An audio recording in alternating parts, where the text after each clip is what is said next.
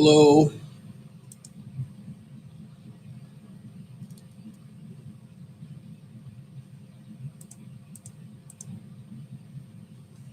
Good morning, everybody. Thanks for joining us.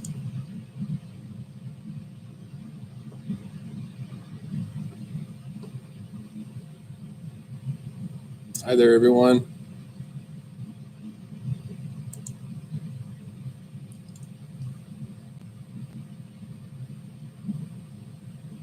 You guys are very kind. Thank you for saying good morning. Good to see you.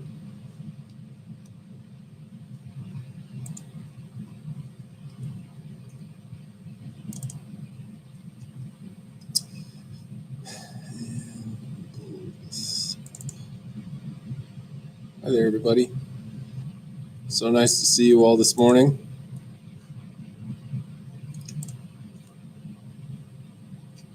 If you want to go ahead and pull up the PowerPoint and go to slide 20, that's the one that we left off on last time, talking about Pico della Mirandola and the oration on the dignity of man. Hello there, everybody. Thank you so much for saying hello in the chat. Always nice to see you. So yeah, we're on the Renaissance PowerPoint still. We're on slide 20.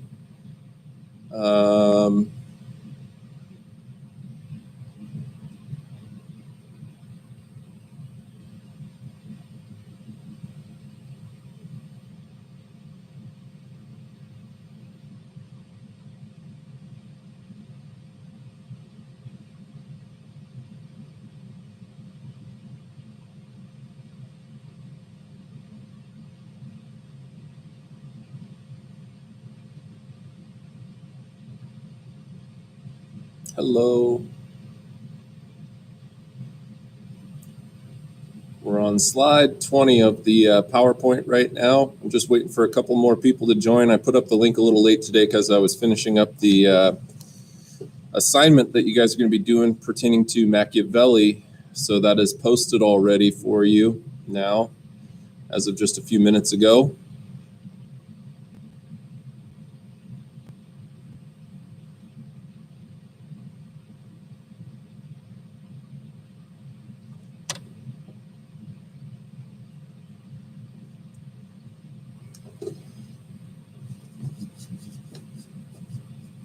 Excuse me.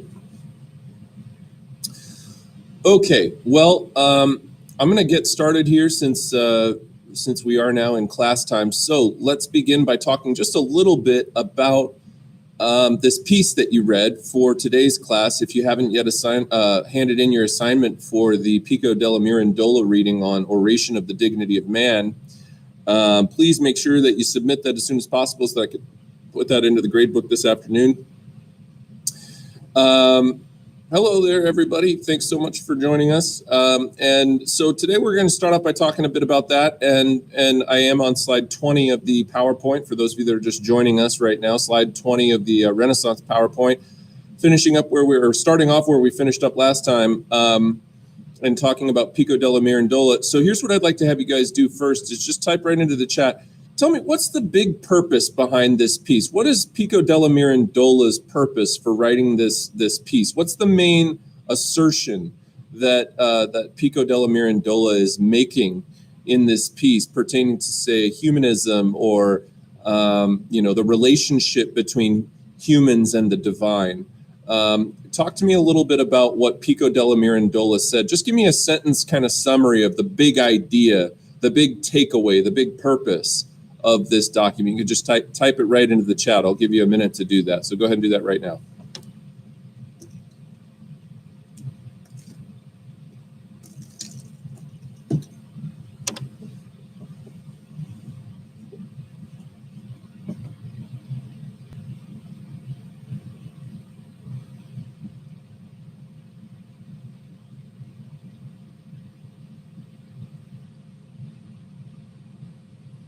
Daniel, nice, strong start. The purpose behind the oration on the dignity of man is that since humans were made in the image of God and God was perfect, it allowed humans to choose to act perfect or not. Good. Yes. Excellent. Anything else that other people would like to add to that? Great start.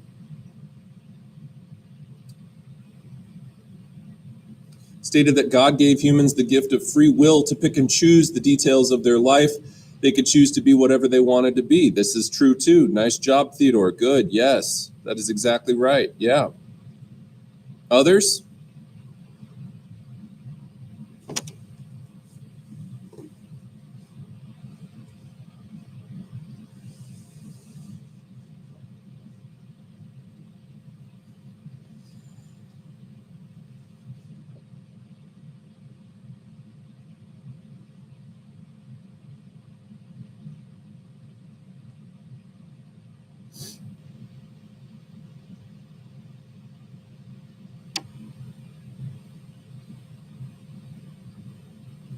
Good, good. To show his reason of relation to humans to the divine, stated God granted humans the ability to choose their fate, which is why humans stand out from other creatures. Good, good, good, good. Nice job, Jessica. Good. Nihal, the purpose of the oration on the dignity of man was to show that humans can be enlightened or choose to do ill deeds. Good, good, good, good. So, let's just talk a little bit more about Pico della Mirandola's piece. You know, when we talk about the oration of dignity of man, it's really looking at humans as this, in some sense, this divine creation, right? You know, you have to remember that for the context, the historical context, the H for hippo for this particular document, remember that Pico della Mirandola is writing this at a time in the late 1400s before Columbus has even sailed across the ocean and discovered, well, at least for Europeans, discovered that there was this whole other body of land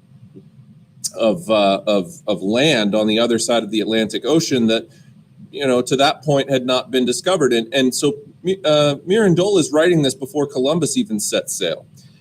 So he's living in a time when the Roman Catholic Church has really a stranglehold on the entire framework of existence that humans have at this time. And so he's writing it from a very religious position. Now, in this time, you had a very patriarchal society, a very male-dominated society, and you also had a really hierarchical society where there was a very rigid chain of being that really went all the way up to, spiritual type beings, talking about not only God, but also saints and disciples and angels and figures like that. And Mirandola essentially makes the argument here that because someone said a minute ago, maybe it was Daniel, said that because humans were created in the image of God, that God made humans to be his supreme perfect being. And that it was really only humans that had the capability of understanding the existence of God and then being able to make the decision to live a life of divine creation. And so what Mirandola does here that's somewhat radical for his time is he kind of restructures the chain of being. He reorders humans on the chain of being. He elevates, in the case of people who choose to live a divine life, one that's marked by obtaining an education and having a liberal arts education and living a life of virtue, and also a life that is in line with what God intended for humans, that humans indeed could elevate themselves on the chain of being up to and above even the level of angels, and in fact that humans who choose to live in this ideal form of divine creation were themselves products of divinity, that humans are elevated to the status of gods themselves if they choose, using free will, to pursue this life of a humanist education, to pursue a life of letters, of a life of poetry, of a life of achievement, right? Really going back to that piece that we read from Castiglione about exhibiting virtue. and that the Renaissance figures said that people needed to be well-rounded in a lot of different areas in their life, or that humans could also reduce their position on the chain of being. So if a human lives a life of sin, or if a human lives a life of excessive greed, gluttony, pride, whatever it is, giving into kind of those basal desires, those primal animalistic traits, or even like plants could be too gluttonous and take too many nutrients out of the soil or whatever else, that humans could in fact reduce their position on the chain of being to being below that of beasts or below that of other animals, right? And live a brutish and ill-tempered lifestyle.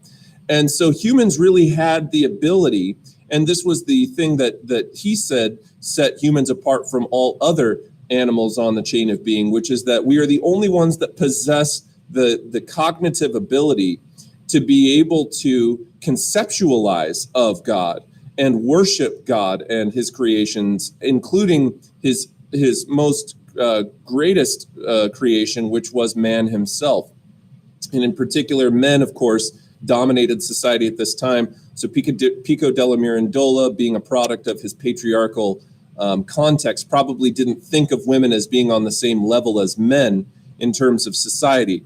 But nonetheless, this was a pretty cool piece to look at in terms of examples of the humanist education and the value of human creation and human achievement as being a byproduct of the perfection of God's creation of humans, right? So that's kind of that's really the basis of Mirandola's piece there, and I hope that everybody comes away from this short recap of this piece having a better understanding of what Mirandola was talking about, because it's not particularly easy reading for a 10th grader.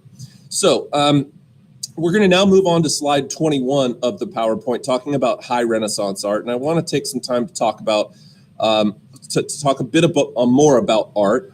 And the piece in the background here is a high Renaissance piece by the artist Raphael, and it's one of several different scenes that Raphael painted of the Mother Mary, who in the Catholic faith, which keep in mind was at this time the only faith, the only Christian faith that existed outside of the Eastern Orthodox Church in Russia and in Greece. But the Catholic Church believed that Mother Mary, Virgin Mary, gave birth to Jesus, and this was one of those things that gets painted a lot during the Middle Ages and during the Renaissance as well. However, there are some serious factors that distinguish pieces like this one by Raphael during the High Renaissance period from art pieces that may have had similar subject matter, but came before it and were not painted in the same way. So if we take a look at some of the qualities of this piece here, first of all, of course, like most Renaissance art, it's painted not to be realistic, but to be idealistic. And so the painting here is to portray things as absolutely, as ideally, and as perfectly as you could, demonstrating symmetry. There's a lot of balance to this piece, okay? And the other thing that you'll notice about this is the conveyance of emotion. See, in a lot of late Middle Ages art, and or even some early Renaissance art, the emotion that's conveyed in the art isn't quite as obvious as it is in this piece. By the time that we get to the late 1400s, early 1500s, when Raphael was doing his work, what we start to see is the subjects, including Mary and Jesus, in this image here, the expression on their faces is very noticeable. Look at how Mother Mary has this just doting look on her face of a caring and loving mother. She's fawning over her son here. Okay. Evelyn just said that it's lagging a lot. Is anyone else having lag issues? It doesn't show that it's lagging for me. I apologize, Evelyn. But remember that the video will stay on YouTube. Maybe just be your personal internet connection at home. I'm not entirely sure.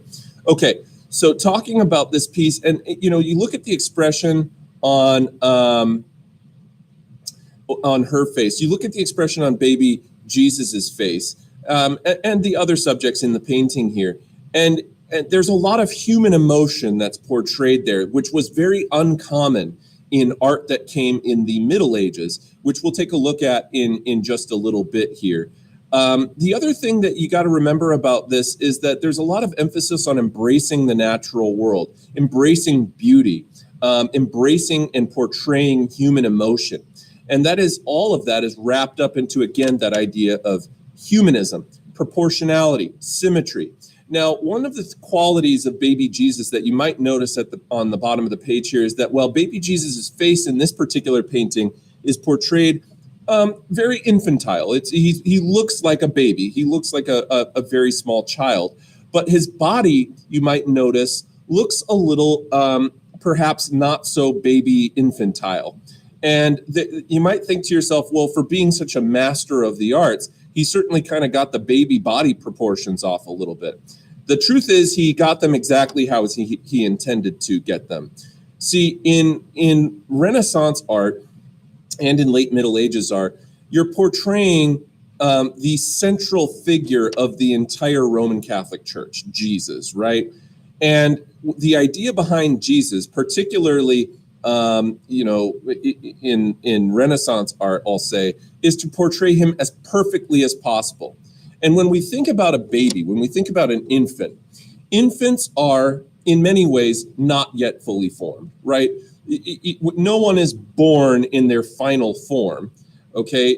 And Jesus being this divine Son of God, this divine creature, to portray him at birth as still somehow not reaching his perfect ideal form may have been perceived by people within the faith as being disrespectful, because it's like Jesus was always perfect. Jesus was born perfect. He lived perfect. He died perfect.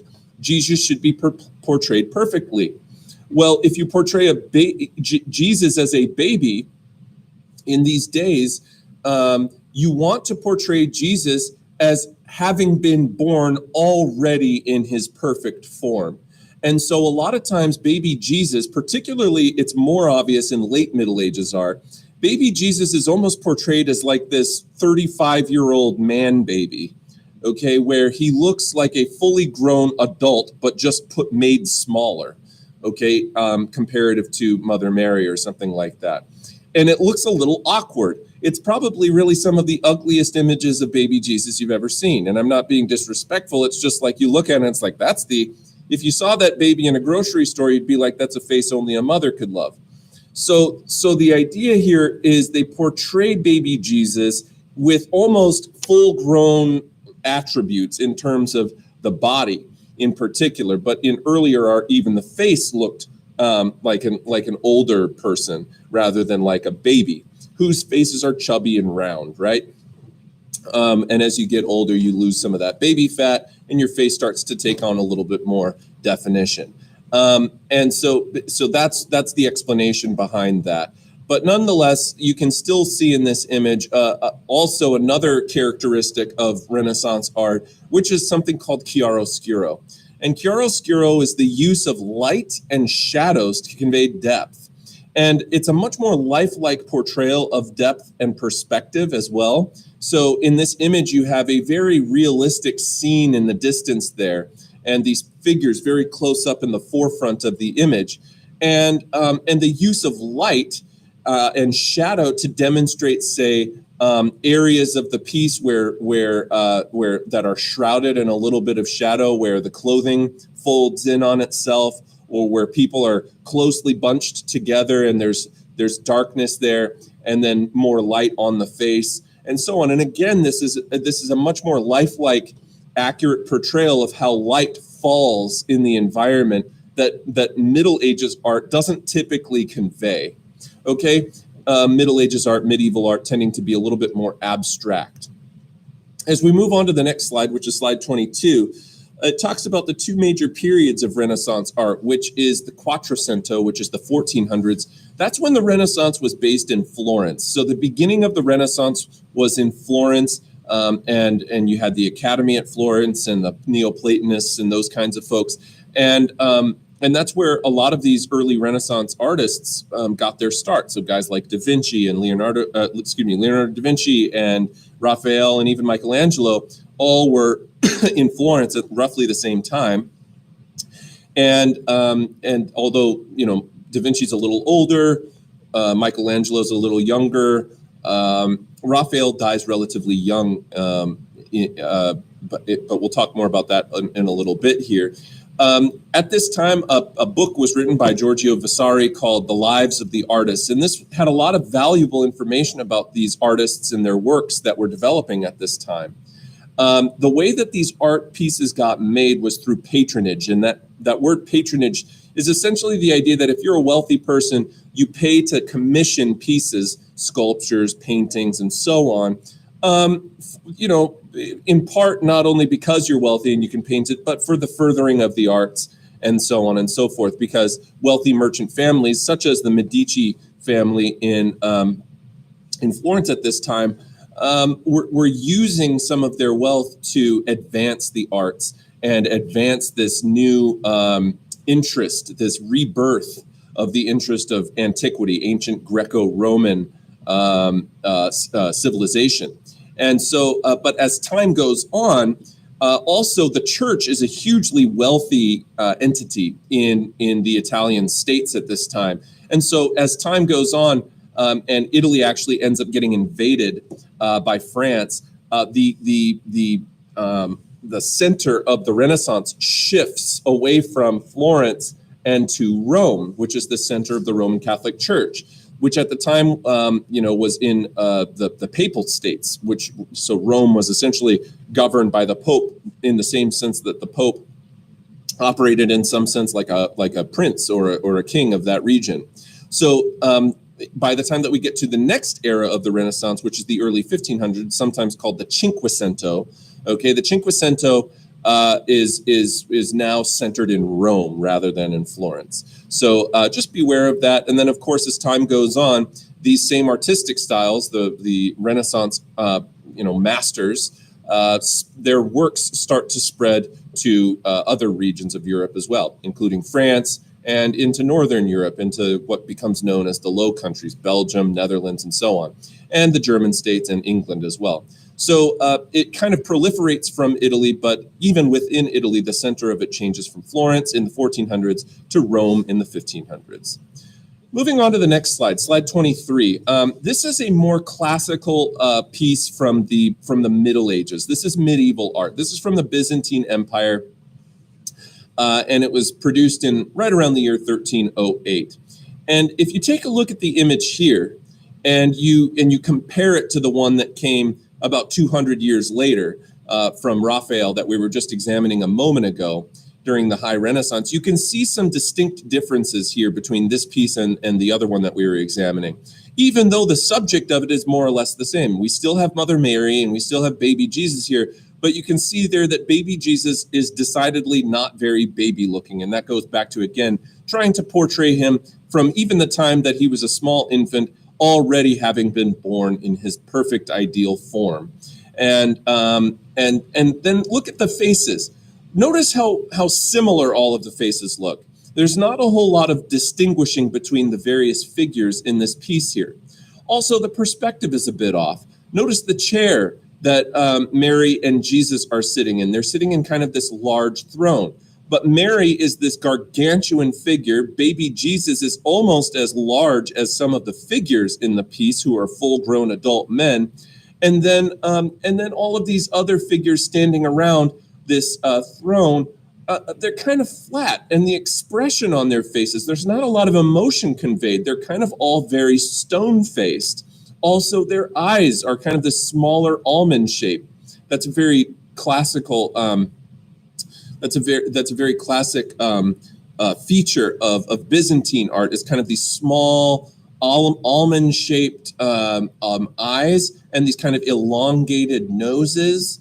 And you don't get the sense in this image, looking at Mother Mary and Jesus, you don't get the sense in this image of the same emphasis on proportion, there is some symmetry in the piece, but you certainly don't have the emotional expression there, the natural beauty, the human factors, the thing that really brings the viewer to become connected with the subjects in the painting in the way that you would viewing a Renaissance piece. And then, so these are some, and there's probably other things that you could point out as well. There's not as much use of shading or as masterful use of lighting. And again, that makes the piece appear somewhat flat and maybe a little bit awkward, right? You don't get the sense that this is a particularly emotional piece.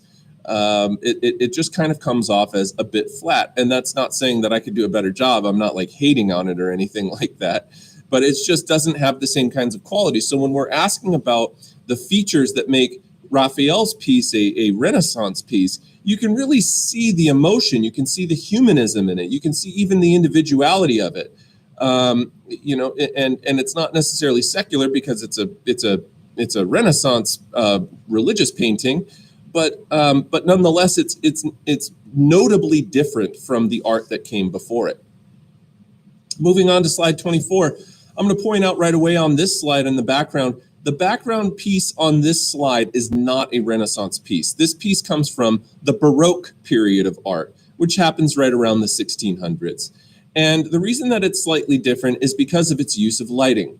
I deliberately chose this piece, though, to put in the background.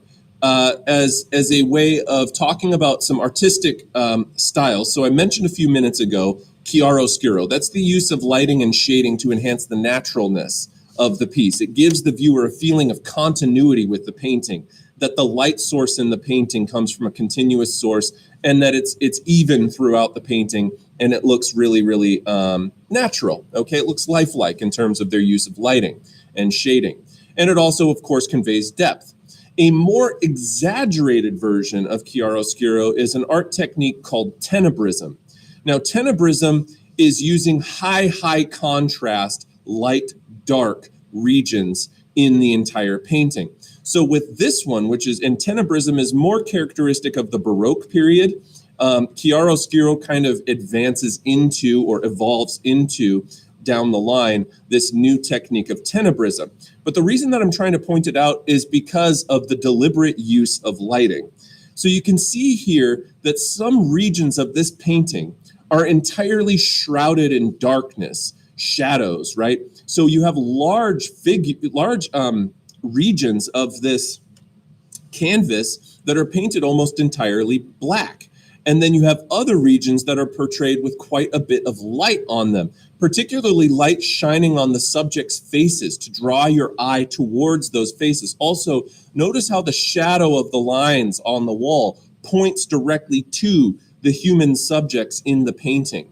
But also, sometimes the use of light is used so masterfully that people's clothing and the regions between people are completely dark and have relatively little light to define the details in their clothing, or say beneath the table there or something, or behind the gentleman standing to the far right. You can't even see anything going on there.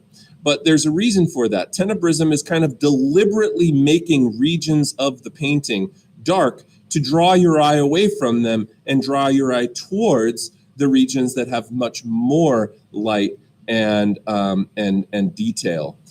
So that is tenebrism. You can also see the use of linear perspective, using vanishing points and lines to draw parallel lines together towards a common vanishing point in the far distance. Major high Renaissance artists would have included guys like Leonardo da Vinci, who lived as an ideal figure of the Renaissance. Remember the idea of a Renaissance man being somebody who is well-versed in a lot of different things. Leonardo da Vinci was as well-versed in painting as he was as an inventor, as an anatomist. He was very interested in the human anatomy. He was a man of many different talents. And that's kind of the ideal Renaissance figure who's living with that quality of virtue that so many of these humanists emphasize: an engineer, painter, advisor, botanist. He was into plants. He was a physiologist and an anatomist of sorts. He was very interested in human physiology. And he was, of course, the painter of the very famous piece known as the Mona Lisa. Now, the first Renaissance figure, and he's not a high Renaissance figure, he's kind of a proto-Renaissance figure, so he comes before Leonardo da Vinci, is an artist known as Giotto. And Giotto is really known in art history as being the figure that bridged the gap between the late Middle Ages and the Renaissance periods. Okay, he's a transitionary figure. He is building a bridge that will connect these two regions together, and so he does use limited depth, limited perspective, limited chiaroscuro, as you can see in the robes in this figure. This painting is known as the Lamentation of Christ, or the Mourning of Christ. And notice his use of chiaroscuro to make the warbs worn by the figures look more realistic, as well as his use of perspective. And two, you'll see the very beginnings of emotional expression on these subjects' faces. You can see the woman holding Jesus there looks very mournful. She looks sad. The positioning of people's hands is very deliberate. And so there's a lot more emotional conveyance even in this early Renaissance piece than there was in the Byzantine piece that I showed you a few moments ago. So the emotional expression, the woman holding his feet, the mournful looks on these folks' faces after Jesus was taken down from the cross, which is the setting of this painting here. Okay, so Giotto, early figure. There's the next slide 26, Leonardo da Vinci. The one on the left is portraying probably Leonardo da Vinci much more favorably than he really looked in real life. The one on the right is actually his own self-portrait of himself. So not only is the subject of that drawing Leonardo da Vinci, it was drawn by da Vinci. And that's probably a much more accurate representation of what he actually looked like, particularly late in his life. Here is on the left, on slide 27, the Mona Lisa, and on the right, a copy of the Mona Lisa done by a more modern artist. But you'll notice that the two, although it's an excellent copy and the painting on the right is very masterfully done and very, very good, there's nothing wrong with it per se, it just doesn't quite have the same qualities, though, that Leonardo da Vinci put into the original piece. Now, the Mona Lisa is on display in the Louvre Museum in Paris. You can go and see it. I've seen it a couple of times myself. It's probably will surprise you that it's not quite as large as you might think it is. It's certainly not like a painting that's several feet tall and several feet wide. It's relatively small. And it's a giant room by itself, basically, in the Louvre Museum. But you can see here also another quality of Leonardo da Vinci's painting on the left-hand side of this slide, on slide 27, which is this smoky thing called sfumato. Okay, sfumato was this technique that Leonardo da Vinci really mastered to kind of soften the image. It almost gives it this hazy, smoky, softening appearance to it. And it makes it so that the lines between different regions of the painting, not that they're necessarily blurred, but they're not just as harsh. And that technique is seemingly missing on the right-hand side. Okay? Moving on to slide 28, just another quick piece by Da Vinci there. That one's called condottieri, bringing up one of the terms we talked about last time. Condottieri were those kind of military mercenary broker figures in the Italian states at that time.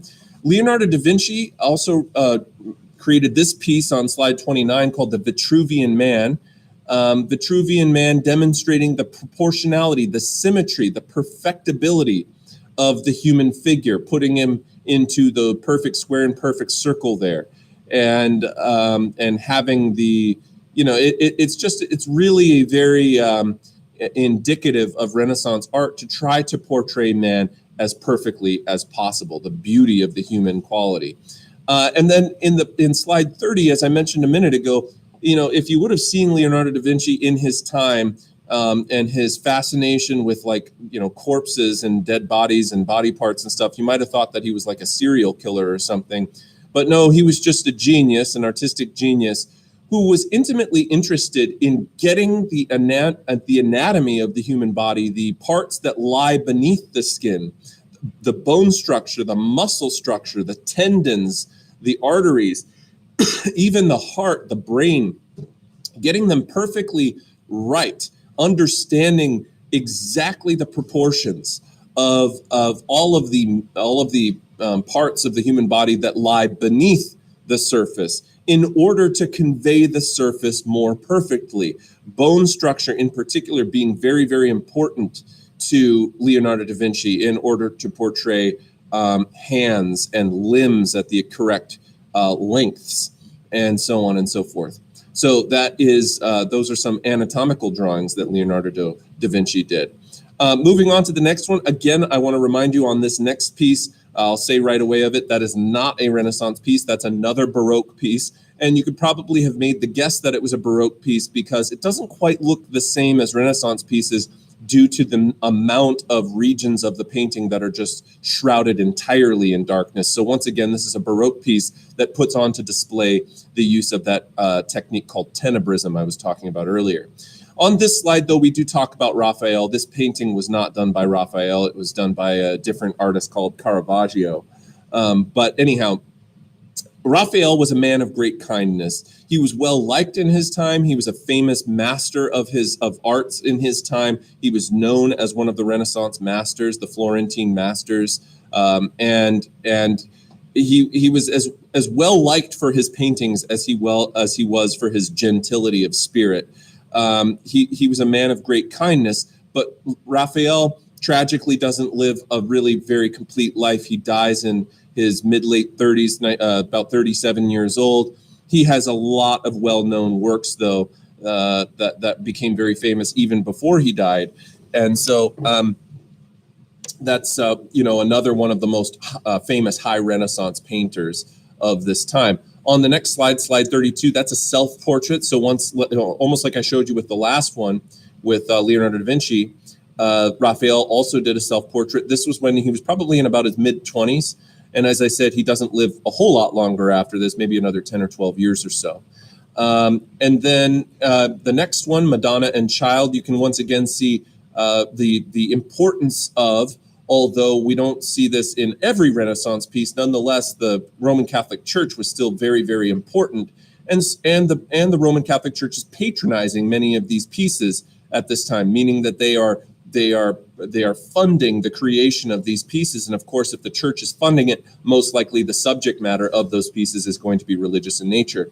And so, although with some Renaissance art, that isn't the case. When we look at some Renaissance art starts to emphasize everyday humans, particularly in Northern Renaissance art, where we have wealthy merchants and wealthy families who are commissioning paintings of their family and of their wedding and other things like that. So we see non-religious figures there, but we also see in the Italian Renaissance, we also see the painting of various Greco-Roman scenes, ancient Greek gods, ancient Roman gods, figures from Roman mythology and scenes like that, Primavera and, various gods and goddesses, okay, that were not Christian subjects. And that, again, focusing on the human achievement of the Romans in this ancient civilization, even though these stories were not necessarily pertinent to the Roman Catholic Church, they are pertinent in the sense that people of this time believe that humans are the most divine creation of God, and that means that the greatest achievements of humans are every bit as worth recognizing and paying homage to as the church stories and the Bible stories themselves. So, but nonetheless, these are still Mother Mary and Jesus. And again, like I said before, you can see the delicacy, the delicateness of Mother Mary's look as she, looks down at the children in these two images. And the emphasis on the perfection and how beautiful she is. And Jesus, as you can see here, portrayed much, much more infantile, not necessarily in perfect form yet, but much more babyish, if you will. And I don't know if you realize what I'm trying to say here, but just like if you look at a baby and the proportions of a baby, babies' torsos are very long, their limbs are kind of short, their heads are very huge, compared to an adult human. An adult human, your limbs grow longer, your body starts to kind of balance out into a little bit more, a perfect or ideal form than a baby, which kind of looks a little bit awkward proportionally if you were to blow up a photograph of a baby and set it next to a photograph of a full-grown human. The baby's proportions would look weird, right? They wouldn't look right. But nonetheless, in this image, baby Jesus portrayed much more baby-like. Okay, and on this next one, kind of going back to what I was talking about before about valuing ancient Greco-Roman civilization, in this image here, which you could very easily misconstrue as being a religious image, because you look at it and it looks like the subjects are wearing togas, as perhaps they would have around Jesus's time. You look at the center of the picture and you see two figures, and you might think that that's like God and Jesus. Okay, God on the left and Jesus on the right or something like that. But it isn't, okay?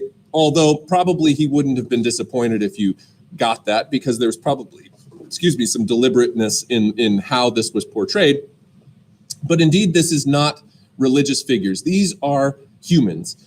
These are people who lived and walked the earth. And this painting was done by Raphael. It's called School of Athens. It's actually on a wall, which makes it a mural.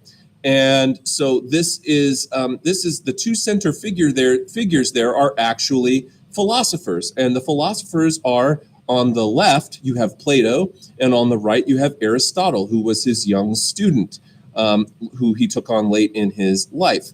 And around them, this whole litany of other people that you have in the image are all sorts of great figures from ancient Greece, and even, if you look very, very carefully, and I don't know exactly who everybody is in this image, but you can do a Google search. But if you look carefully in this image, you'll find a couple of other well-known figures. Pythagoras, okay, who you might know for the Pythagorean theorem for finding the hypotenuse of a triangle. Also, Socrates is in this image.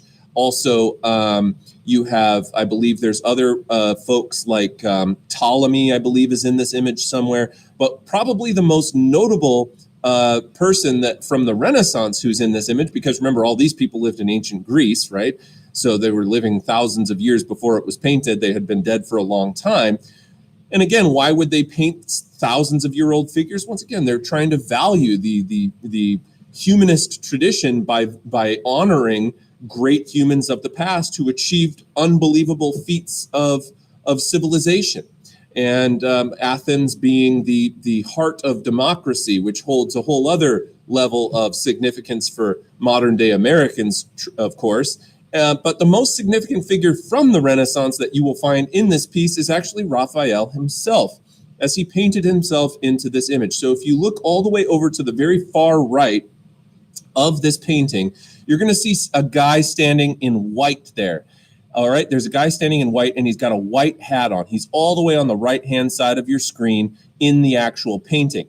And just to his left, you can see just the head of a guy, and he's got like a brown cap on, and maybe like a red garment that he's wearing that's draped on his shoulder there, and you could just barely see him. It's almost like a Where's Waldo image. And that is Raphael. He painted himself among these great human thinkers of the ancient past to recognize himself as one of the greats of his own time.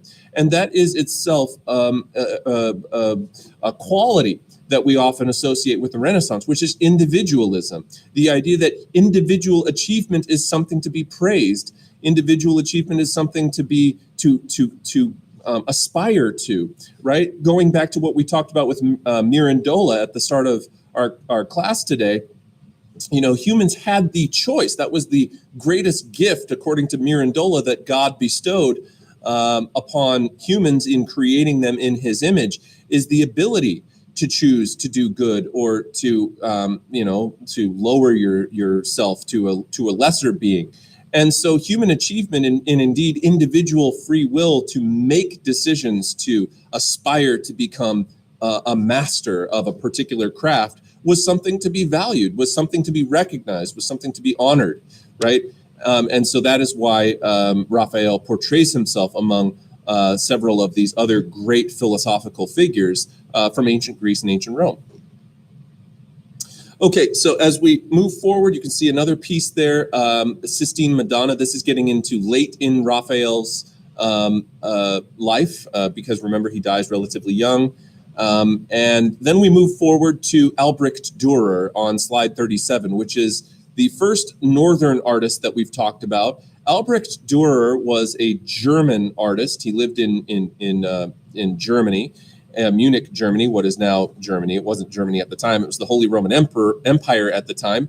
But this was his self-portrait that he did at age 28 in the year 1500. So this is right at the turn of the 16th century, the 1500s. This piece comes a little bit later. This is an engraving rather than a painting, but this engraving is called Melancholia I, and you can see there some of the beginnings of the influence of the scientific revolution, which roughly corresponded with the early 1500s there, an emphasis in the rediscovery of maths and numbers and measurements and so on, okay? And then moving forward to slide 39, this is another sketch that was done by Albrecht Dürer, this one done in 1521. It's called Portrait of the Moorish Woman Katarina. This woman, Katarina, is obviously of African descent. And it is a kind of a sad reminder that by the time that we get to the early 1500s, indeed, the Atlantic slave trade has already, gotten underway. And so, although this painting was done actually all the way up in the Low Countries, all right, in Belgium, what is now modern-day Belgium, in the city of Antwerp, but the idea that there was a Moorish meaning that in North Africa at this time, there was a group of people called the Moors, Moors. They were Muslim, and they had been kicked out of Spain during the Spanish Reconquista under the rule of Ferdinand of Aragon and Isabella of Castile. And after the Reconquista, where the Moorish and Jewish folks were exiled from Spain, the Moors at one time had controlled the southern regions of Spain, and they get kicked out. And then shortly thereafter, the rise of the Atlantic slave trade system gets underway, and we start to see Africans taken from Africa and put into slavery, traded away as slaves. And this is an example of a very, very early African servant slave who lived in Europe. And so that is kind of the significance behind this piece here. Moving on to the last little bit of talking about Renaissance art here, talking about Michelangelo. So unlike Raphael, who was known to be very kind and gentle, and just had like a really, amiable and likable personality, also a relatively attractive gentleman of his day, Michelangelo is essentially exactly the opposite. In fact, Michelangelo was known for being an amazing sculptor, an amazing painter, however, was also very notoriously difficult to get along with. He was very, very short-tempered. He was not very attractive. He was a rather ugly man, actually. Really, really kind of a hateful, not very easy guy to get along with. And frequently would argue with people who were commissioning his paintings, including popes even. I mean, the guy was really just a difficult man, and lived a very long time. He lived well into old age. I believe he lives into his 70s or into his 80s even. He lives to be quite old for a person of his time, and so he was much respected during his time, but he also knew that he was the best. There was no one better than him, particularly after Raphael died. And Da Vinci lived before these two guys a little bit. So although they do overlap a little bit, Da Vinci was already passed away by the time that Michelangelo becomes an old man. But Michelangelo, just a difficult guy. And which is kind of funny because in the Ninja Turtles, like Michelangelo is the coolest of them all. He's like, saying dude and cowabunga and stuff like that. But in real life, the real Michelangelo would not have been saying cowabunga at any point. But anyhow, talking a little bit more about Michelangelo, some of the most famous pieces on the planet were created by Michelangelo. Perhaps you've heard of Michelangelo's David, which we'll take a look at in a second here. Another architect Renaissance man, though, very similar to Da Vinci in that he was well versed in multiple things, multiple crafts, a master sculptor, a master painter, right? Really a true Renaissance figure. Now on the next slide, which is on slide 41, you're going to take a look at the image called the creation of Adam, which is a scene of one of many, many scenes on a ceiling, painted onto the ceiling of the Sistine Chapel. Now, the Sistine Chapel is connected to, directly next to the Vatican, like the St. Peter's Basilica at the Vatican. So if you want to go to the Sistine Chapel, usually you'll tour St. Peter's Basilica, you'll go around the Vatican, and then they'll take you through the Sistine Chapel, which is right there. And that's where this piece is located, right in the dead center of Rome. And this piece here, as much as you might look at this and be like, wow, that's pretty impressive or whatever, if you could zoom the camera out and realize that just this scene alone is about 9 feet wide and about 4 feet tall in terms of its dimensions. You could zoom the camera out and see, I don't even know how many others, probably 60 to 80 other frescoes all on the ceiling of the Sistine Chapel. And this is just one of many, many, many of them.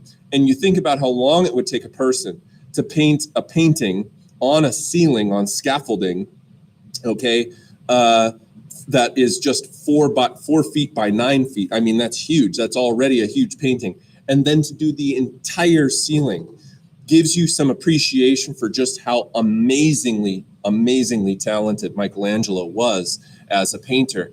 Now, if you take another look at this image here, this famous image of where the fingers are almost touching, and you see Adam there and God, the image of God on the right-hand side of the screen is you'll see him kind of floating there. And if you look at the thing in the background, you might notice it looks very, very similar to a brain, to a human brain, okay? And that is deliberate because what he was trying to portray here is the all-knowing perfectibility of God, all right? That God was infinitely wise and that in his creation of Adam was imparting this infinite wisdom onto Adam, right? It's a rather amazing piece of symbolism to talk about, because how do you portray visually infinite wisdom? Well, the best thing that we knew is the human brain as being the pinnacle of creative wisdom that any human can understand. And so this putting the brain in the background is a demonstration of this perfectible wisdom of God imparted onto mankind. Pretty cool. All right. This painting is also in the Sistine Chapel. It's on the wall, not the ceiling. And also, what makes this particularly unique is that this painting, this was done, so whereas the creation of Adam and the frescoes on the ceiling were done much, much earlier in his career, actually it was about 40 years later, maybe more, that they reached back out to Michelangelo and they said, we would like you to return to the Sistine Chapel and paint essentially the back wall of the chapel with a giant wall painting, a giant mural. And so he returned late in his life. So it's funny because he had done all of that work on the fresco decades earlier and then does this one towards the end of his life. That was on slide 42. The next several slides 43, 44, 45, 46, are all showing you statues from ancient Greece and Rome. Those are ancient Greco-Roman statues. And you can see that there's not a whole lot of emotion necessarily conveyed in them.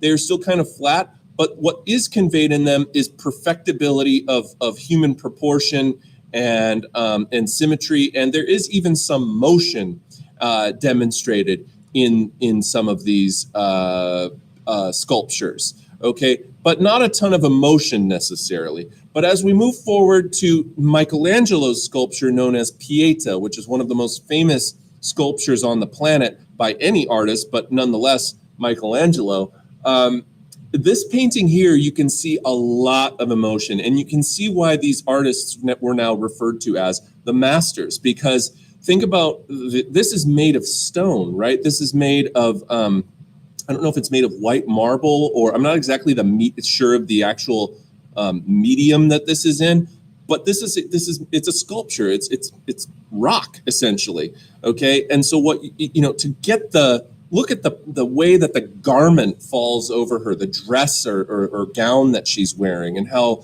the folds of the fabric appear so natural. It almost looks like you could reach out and just touch it. And to the face, the expression that she has on her face is one of just sheer sadness. She looks sad as she holds, Jesus, who has been taken down from the cross, in her arms. And just the kind of lifelessness that appears in Jesus's body there. It's indicative of the same kinds of Renaissance qualities that we've been talking about in art for the entire class today. As we move on to slide 48, you can see Michelangelo's David. It's not the only time that David was portrayed in sculpture form. There's a David that was done by Donatello before this. There was a David that was done by Bernini after this. So David is a common figure. Who is David? Is it just some guy? No, it's the story of David and Goliath, right? From the Bible, the story of David and Goliath, the idea being that David took out this gargantuan Goliath creature using a sling, and even against all odds. And so this is the portrayal of David, and it was done right around 1501 to 1504. It's about 9 feet tall or so. It might even be larger. It could be about 14 feet tall. I forget exactly how tall it is. It's huge, though. And this painting, or this sculpture rather, was originally meant to sit elevated about 50 feet in the air. Okay, it wasn't meant originally, when Michelangelo was creating David, this sculpture, at the time, he had been told that this sculpture, he knew where it was going to be placed. And it was going to be placed on the outside of kind of this cathedral building, and it was going to be elevated, several stories in the air. And the reason that I tell you this story is because one of the criticisms that art historians have had of Michelangelo's David is that for being perfectly proportioned in every possible way, and being a great homage to the ancient Greco-Roman style of sculptures that he was inspired by. The hand that rests along his side, not the hand that's up here holding the sling, the one that's down by his thigh there, that some people have said that the hand is too large. And the thing about that is that even here, Michelangelo saw it better.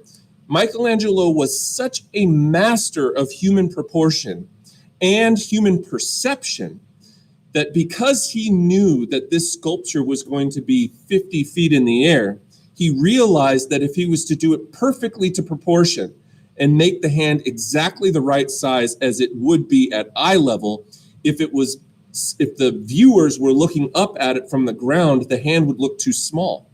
So he actually made deliberately the hand slightly larger than it's supposed to be so that it would look balanced with the rest of the figure from the perspective that the viewer would be viewing it at.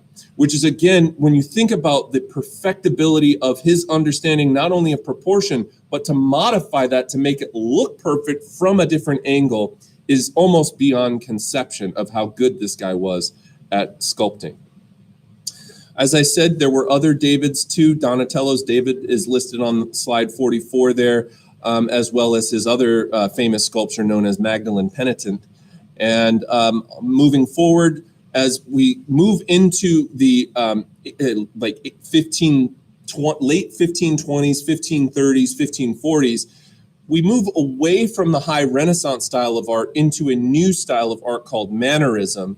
And a lot of times people say that Michelangelo, even though he's best known as being a high Renaissance artist, sculptor and painter, he also kind of ushered in this new style of art known as mannerism, which was slightly more exaggerated in the features, a lot of times darker too. The paintings themselves tend to be very dark in terms of their color palette and schemes that they use.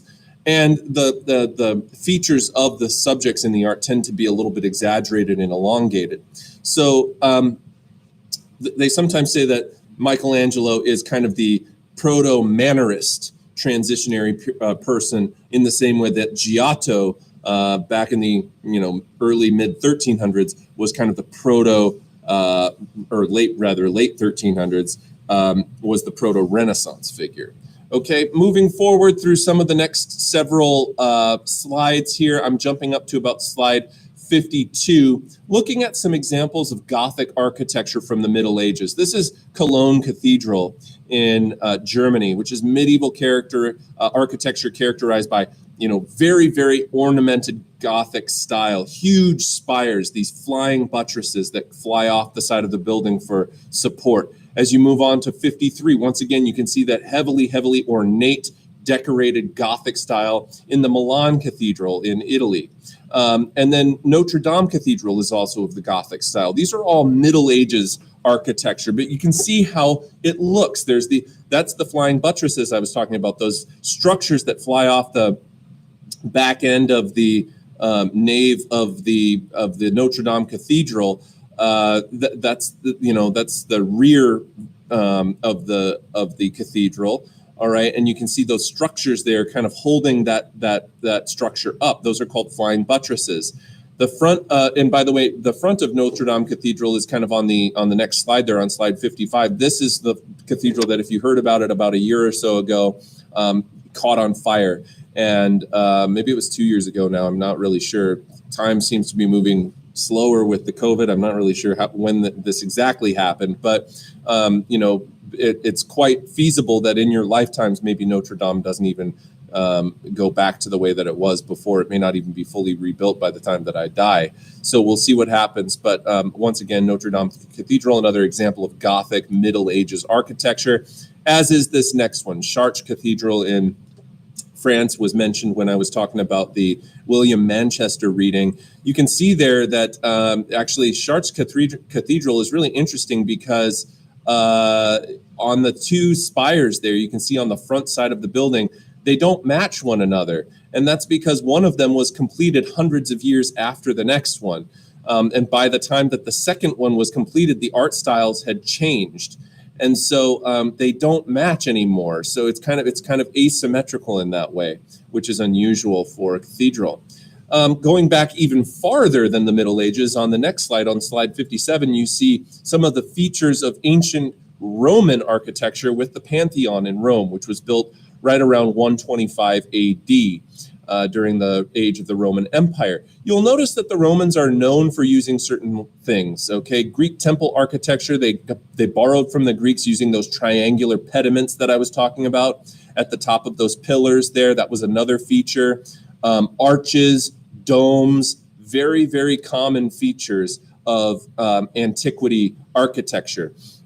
Simplicity, symmetry, balance, these were all of the features that were emphasized in ancient Greco-Roman architecture. And there's, on the next slide, not to be confused with the Parthenon, which was built about 500 years earlier in Athens, Greece. And it has the classic kind of, Greek mythology look to it, those pillars, the triangular pediment again, and then being made out of white stone. On the next slide, on slide 59, is a replica of the original Parthenon, but that's not in Greece. That's actually in Nashville, Tennessee, which you can go and visit one day if you like, if you don't want to go all the way to the real Parthenon.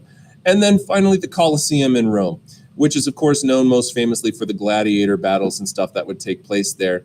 And the Colosseum, once again, uses several arches to emphasize its weight. Now, those buildings were built in ancient times. The next image on slide 61 is a redesigned building that gets redesigned in the 1500s. And this is you would probably look at this and think, oh, that looks a lot like the Capitol building, or maybe it looks a little bit like the White House or something like that, because of the dome and the arches and the triangular pediment and so on. But this is a church. It's a basilica. It's St. Peter's Basilica. This is where the Vatican is located, is in Rome.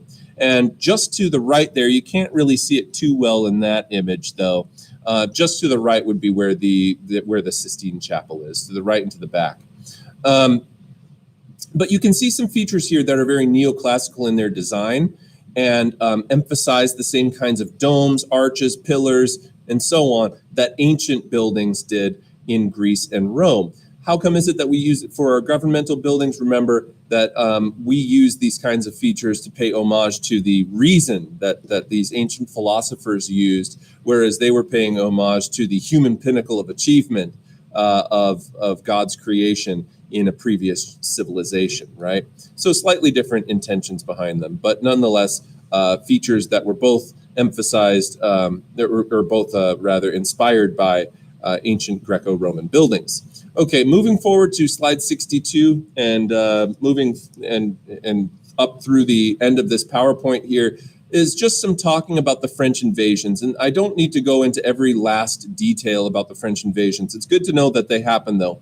Basically, Charles VIII, who was the king of France at that time, in 1494, invades the Italian city-states when the Milanese leader, the leader of Milan, who was part of a family called the Sforza family, which was a wealthy merchant family, kind of similar to the Medicis. And this Ludovico il Moro from the Sforza family asked the French for aid and to revive their dynastic claim to Naples. So Milan tries to take Naples and make it part of Milan. But he doesn't realize that when he asks the French to do this, that the French also had claims to Milan. And so the French kind of go in like, yeah, sure, we'll help you out. And really, they're just going to backstab them. And what ends up happening is, as you go to slide 63, you can see just how divided, how fragmented the Italian political structure was at this time. And it's going to create situations where, sorry, I have to turn my lights back on. It's going to create a situation where the various Italian states end up having a very fluid and shifting set of alliances where sometimes they'll be allied with one another and other times they'll be backstabbing one another, right? So this kind of gives you the idea of just how fragmented and politically, conflicted Italy was, the Italian peninsula was at this time. Here you can see a couple of images of Charles VIII of France and Ludovico il Moro Sforza of Milan. The French invasions go on for a pretty long time. Sometimes, sometimes they kind of get defeated and pushed out. Other times they come back. The French invasions, I'm moving on to slide 66 right now. Many were afraid in Italy that the French would just completely take over all of the Italian states. Ferdinand II of Aragon created something called the League of Venice, which was an alliance of Ferdinand of Aragon of Spain, Venice, the Papal States headed by the Pope, and Emperor Maximilian I of the Holy Roman Empire. And Ludovico il Moro realizes Milan is also in danger at that time from the French and joins with them to try to put down the French. And this League of Venice ultimately ends up successfully backing the French off, but it kind of sets the stage for a Franco-Spanish conflict that would go on until 1559 as well. As we move forward, the French come back about 4 years later after they were pushed out by the League of Venice under the French King Louis XII, who became a new ally of this very corrupt pope known as the Borgia Pope, Pope Alexander VI.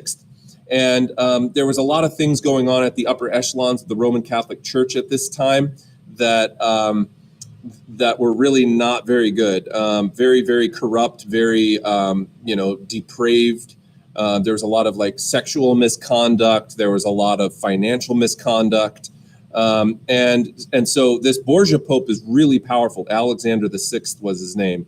Originally, he was from Valencia. He moved to Aragon, Spain, and he helped Louis XII with some of his marital and diplomatic issues, but he was really corrupt and powerful, and he was an enemy of the Medici and Sforza families. So what ends up happening is that Pope Alexander VI abandoned the League of Venice and actually allows the French to come back in and start their reconquest of Italy.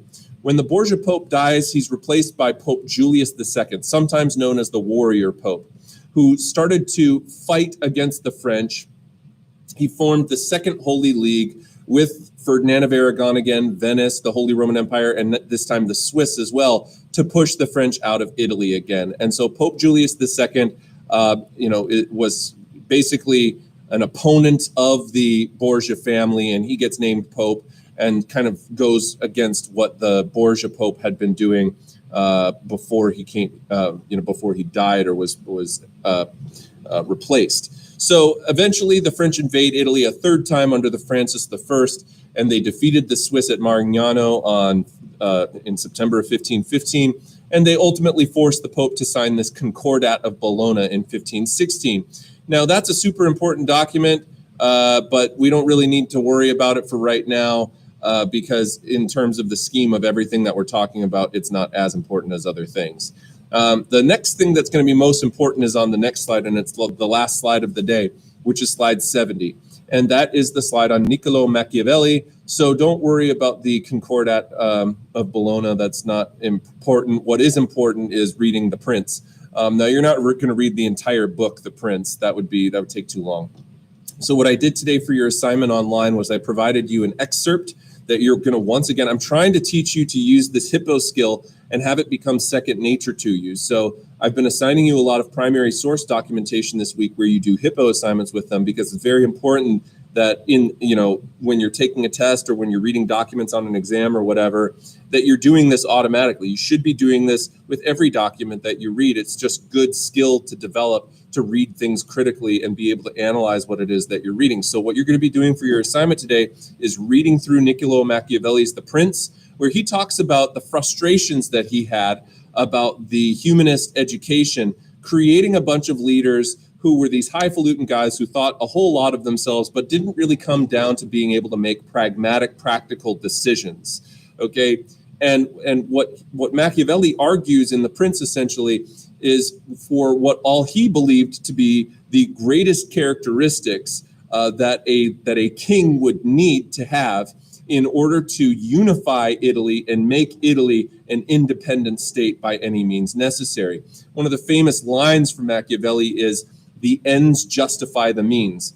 What does that mean? It basically means that no matter what no matter how you got to accomplishing your goal, the end, okay, if your end goal is unifying Italy, no matter how you got there, lying, cheating, stealing, murdering, okay, beg, borrow, steal, whatever you need to do to get there, the ends justify the means, so long as you achieve your political end goal. Whatever means it took to get there become justified. And that's a pretty extreme view on leadership. He believed in Republican ideals, but he said that sometimes Republican ideals need to be set aside so that pragmatic goals can be accomplished by a strong dictator. And so I want you to read Machiavelli's excerpt of The Prince for your assignment, do the hippo assignment, and answer the questions associated with that document that have been posted on to Canvas. I think that you'll find that Machiavelli's ideal ruler is kind of borderline scary. Maybe you agree with him, though. You're more than entitled to agree with him. He's certainly been very accurate in terms of there have been several leaders throughout history that pretty well match the kind of qualities that Machiavelli argues the ideal ruler ought to possess. And so maybe he could be right, he could be wrong, but I'd be interested to hear what you guys say next class about what you thought of the kinds of qualities that a good prince ought to have. So go ahead and do that assignment. I am done with the lecture for today. Thank you so much for tuning in. Before I go, though, we do have to take attendance to see who was here. And so what I'd like you to do is, for today's attendance, why don't you type into the chat box. I asked this same question the last class. What is your idea? If you could do anything, there was no restrictions, there was no expectations, you knew that you were going to be able to make a living for yourself and be successful. If you could be any career in the world that you would ever want to be, what would you choose? and money no obstacle, where I'm saying like your ideal, like if I could do anything, I would be this. What would it be? Type it in the chat.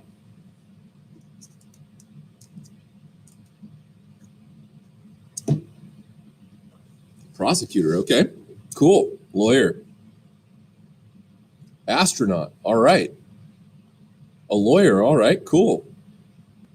A couple lawyer kids in the STEM program, that's neat. Open my own company that makes 3D printers, architectural engineer, celebrity that works for a fashion magazine, an artist. Oh, these are great. Doctor of some type, optometrist, performing arts. Oh, wow. Professor, cool. You guys have some very, very varied interests. That's really cool. Eclectic bunch of kids that we got in here. Physicist, whoa. Actress, that's fantastic, guys. Wow, that's so neat. Well, I always encourage you guys to pursue your dreams, even if it might be, difficult. Person that travels the world and shows it to others. Oh, that's great. That'd be so cool. Excuse me, so cool. Therapist or lawyer, excellent, excellent. Artist, painter, lawyer. Well, guys, you know what? My dream when I was a youngster was to be a musician. And I became a teacher, which has been a great job for me. And I very much appreciate my job. And it's afforded me to live a very good lifestyle. But recently I do some music making myself. And I can't tell you just how rewarding it is to be able to engage in a passion of some sort. So I always encourage you kids to pursue your passions, if it's painting or if it's acting. Even if you don't end up making it your career, don't just let it fall by the wayside. Always do things that you love just for the sake of you love them. All right, guys. Well, that's my class for today. So thank you so much for tuning in, and we'll see you back here on Friday. Have a great day.